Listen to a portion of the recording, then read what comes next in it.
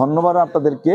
Basically হয়েছে কি, সরকার বিরোধী যে রাজনৈতিক দল, সেই রাজনৈতিক দলের অন্যতম প্রধান সংগঠন অর্থাৎ বিএনপির যে ছাত্র সংগঠন আছে, সেই ছাত্র সংগঠন বাংলাদেশ জাতীয়তাবাদী ছাত্র দল, ছাত্র দলের ঢাকা কলেজ শাখার সিনিয়র সহ সভাপতি ছাত্রনেতা আতিকুর রহমান রাসেলকে ডিবি পুলিশ পরিচয় দিয়ে গত 1 জুলাই মধ্যরাতে রাত 1:30টার সময় তাকে তার বাসা থেকে উঠিয়ে নিয়ে যায়।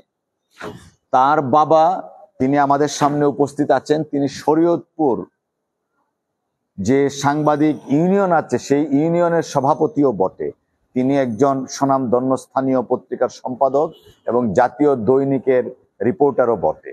তার বাবা যখন ডিটেকটিভ ব্রাঞ্চের পরিচয় দানকারী প্লেন ক্লথের পুলিশ অফিসারকে জিজ্ঞেস করছিলেন, কেন নিয়ে যাচ্ছেন আমার সন্তানকে, আপনাদের আইডি দেখান, তখন সেই ডিটেকটিভ ব্রাঞ্চের সদস্যরা ওনার সাথে পরিবারের অন্যান্য সদস্যদের সাথে দুর্ব্যবহার করেন, অমানবিক আচরণ করেন এবং এক পর্যায়ে রাসেলকে হ্যান্ডকাপ পরিয়ে দ্রুত মাইক্রোবাসে পুশ করে তাকে নিয়ে চলে যান। তো 1 তারিখ উঠিয়ে নিয়ে যাওয়ার পরে তিনি লালবাগ থানায় 2 তারিখে একটা জিডি করেন তার ছেলের সন্ধান চেয়ে। জিডি করেও কোনো কিছু হয়নি। তিনি র্যাব, পুলিশ, বিভিন্ন পর্যায়ের কর্মকর্তাদের সাথে সাক্ষাৎ করেছেন। পরবর্তীতে গত 6 তারিখে তিনি লালবাগ থানা, লালবাগ জোনের যে ডিসি আছেন পুলিশের ডেপুটি কমিশনার, ওনার সাথে গিয়ে সাক্ষাৎ করে একটা রিপ্রেজেন্টেশন দেন লিখিতভাবে ছেলের সন্ধান চেয়ে। আজ পর্যন্ত তার ছেলের কোনো সন্ধান পায়নি। এবং আপনারা জানেন, এইটা জাতীয় দৈনিক, ডেইলি স্টার, প্রথম আলো, সমকাল সহ বিভিন্ন দৈনিকে ফলাও হয়েছে যে ছাত্রদল নেতা গুম হয়েছেন। তো আজকে সেই ছাত্রদল নেতার বাবা এসছেন মহামান্য সুপ্রিম কোর্টে, হাইকোর্ট বিভাগে একটা হেভিয়াস কর্পাসের রিট পিটিশন দায়ের করেছেন তার সন্তানের সন্ধান চেয়ে।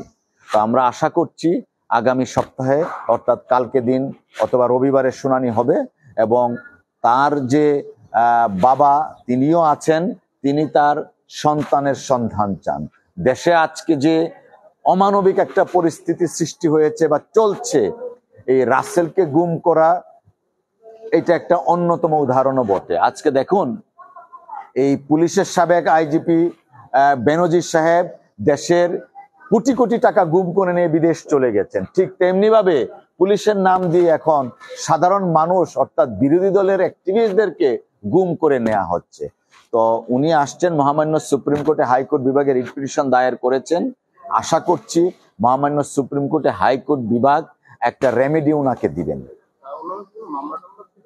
উনার নামে কোনো মামলা নেই, যা আছে উনি ছাত্রদলের নেতা, ছাত্রদলের নেতা হওয়ার কারণেই তাকে আজকে গুম করা হয়েছে, সেটাই তার পরিবারের বিশ্বাস।